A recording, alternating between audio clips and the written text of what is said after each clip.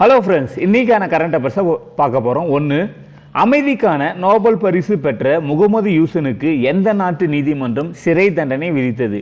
இதுக்கு சரியான ஆன்சர் ஆப்ஷனே வங்கதேசம் தான். பார்த்தீங்கன்னா 6 மாத சிறை தண்டனை விதித்திருக்கு. இதுக்கு அரசியல் காரணம்ன்றாங்க. பட் ஆனால் உண்மையான காரணமாக என்ன சொல்கிறாங்கன்னா, இவர் 2006 அமைதிக்கான நோபல் பரிசு எதுக்காக கொடுத்தாங்கன்னா, நிறைய மக்களுக்கு வேலை வாய்ப்பு இவர் கொடுத்தாருக்காக தான். பட் ஆனால் கடைசியாக என்ன ஆச்சுன்னா, இவர் அவங்கள பர்மனெண்ட்டு பண்ணல, அந்த வேலை பணி நிரந்தரம் பண்ணல அப்படின்ட்டோம். ஸோ அவங்களுக்கான அந்த ஓய்வூதியங்கள், அதாவது பிஎஃப், ஸோ இதெல்லாம் பார்த்தீங்கன்னா சரியாக அரசாங்கத்துக்கு செலுத்தலை. அதனால தான் இந்த 6 மாத சிறை தண்டனை அப்படின்னு சொல்லிட்டு சொல்கிறாங்க. அடுத்து ரெண்டாவது, தற்போது 2024 ஆண்டில் எந்த நாட்டில் 7.6 அளவுக்கு நிலநடுக்கம் ஏற்பட்டது? ஆப்ஷன் ஏ, ஜப்பானில் தான். பார்த்தீங்கன்னா 7.6 அளவுக்கு ரிக்டர் அளவுக்கு நிலநடுக்கம் ஏற்படுது. இது ரொம்ப அதிகம். 7.6ன்றது ரொம்ப அதிகம்.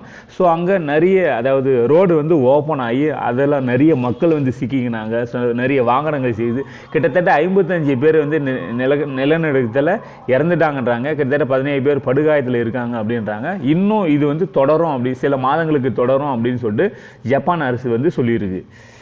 இருந்தாலும் பொருளாதாரத்தில் உலக அளவில் ஜப்பான் 3வது இடத்துல இருக்கு.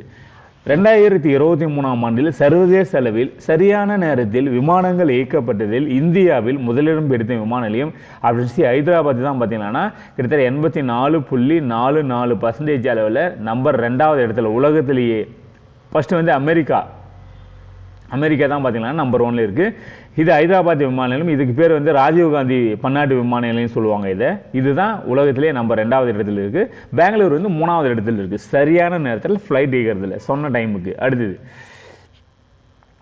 உள்நாட்டு போர் தொடர்பாக உண்மை கண்டறியும் ஆணையத்தை அமைத்த நாடு? இதுக்கு சரியான ஆன்சர் ஆப்ஷன் ஏ, இலங்கை தான். பார்த்தீங்கன்னா இந்த உண்மை கண்டறியும் ஆணையத்தை அமைச்சிருக்கு. அதாவது 1984 2009 வரையும் அந்த உள்நாட்டில் நடந்த போர் தொடர்பாக உண்மை கண்டறியும் என்னென்ன நடந்தது, குற்றங்கள் என்ன நடந்தது, யார் அதுக்கு காரணம் அப்படின்ற அந்த உண்மை கண்டறியும் ஆணையத்தை அமைச்சிருக்காங்க. இதை அரசு நாளிதழ் வெளியிட்டிருக்காங்க.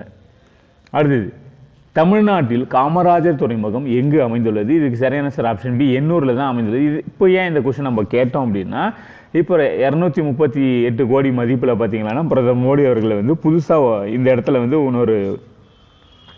இன்னொரு போர்ட் ஆரம்பிச்சிருக்காங்க. அது பார்த்தீங்கன்னா மெயினாக கனரக வாகனத்துக்காக, அதாவது ஹூண்டாய், மாருதி, டெய்ம்லர், ஸோ இந்த மாதிரியான வாகனங்களுக்குன்னு தனியாக பார்த்தீங்கன்னா இந்த போர்ட் ஆரம்பிச்சிருக்காங்க. கிட்டத்தட்ட 1.5 லட்சம் வாகனங்கள் அனுப்பலாம் இந்த போர்ட்லேருந்து அப்படின்னு சொல்கிறாங்க. இதனால் போக்குவரத்து நெரிசல் குறையும். அடுத்தது, தமிழ்நாட்டில் எத்தனை பன்னாட்டு விமான நிலையங்கள் அமைந்துள்ளன? இது சரியான ஆன்சர் ஆப்ஷன் சி, 4 பன்னாட்டு விமான நிலையம் தான். அதாவது சென்னை, மதுரை, கோயம்புத்தூர், திருச்சி, இந்த 4 பன்னாட்டு விமான நிலையம். மீதி தூத்துக்குடியெல்லாம் பார்த்தீங்கன்னா உள்நாட்டு விமான நிலையங்கள். அதாவது இந்தியாவுக்குள்ளே நம்ம எங்கனாலும் போகிறது, தூத்துக்குடி, சேலம், அதெல்லாம் பார்த்தீங்கன்னா உள்நாட்டு விமான நிலையங்கள். ஸோ பன்னாட்டு நிலையம்னா 4 தான். நாம் ஏன் இப்போ இந்த கொஸ்டின் கேட்டோன்னா, பிரதமர் மோடி அவர்கள் பார்த்தீங்கன்னா திருச்சியில் பன்னாட்டு விமான நிலையத்தை இன்னொரு தனியாக ஒரு பிரிவு ஓப்பன் பண்ணார். இது முழுக்க பசுமை சம்பந்தமான விமான நிலையம் அப்படின்னு சொல்லிட்டு சொல்கிறாங்க. அடுத்து, இன்றைக்கான கரண்ட் அஃபேர்ஸ் நம்ம பார்த்தோம். கண்டிப்பாக உங்களுக்கு இது பயனுள்ள இருந்திருக்கும் நான் நினைக்கிறேன். இன்றைக்கி பார்த்தது 2 கொஸ்டின். நீங்கள் முடிஞ்சால் கீழே கமெண்ட்டில் டைப் பண்ணுங்கள். 1, சர்வதேச அளவில் சரியான நேரத்தில் விமானத்தை இயக்குவதில் உலக அளவில் 2வது இடத்தை பிடித்த மாநிலம், அதாவது இந்தியாவில். 2, தமிழ்நாட்டில் காமராஜர் துறைமுகம் எந்த இடத்துல அமைந்துள்ளது? இந்த 2 கொஸ்டினுக்கு ஆன்சரை நீங்கள் கீழே கமெண்ட்டில் டைப் பண்ணுங்கள். முடிஞ்ச ஒரு லைக் பண்ணுங்கள், ஷேர் பண்ணுங்கள், சப்ஸ்கிரைப் பண்ணுங்கள். ஓகே ஃப்ரெண்ட்ஸ், மீண்டும் நம்ம நாளைக்கு இதே மாதிரியான கரண்ட் அஃபேர்ஸில் பார்க்கலாம். ஓகே ஃப்ரெண்ட்ஸ், தேங்க்யூ, பாய்.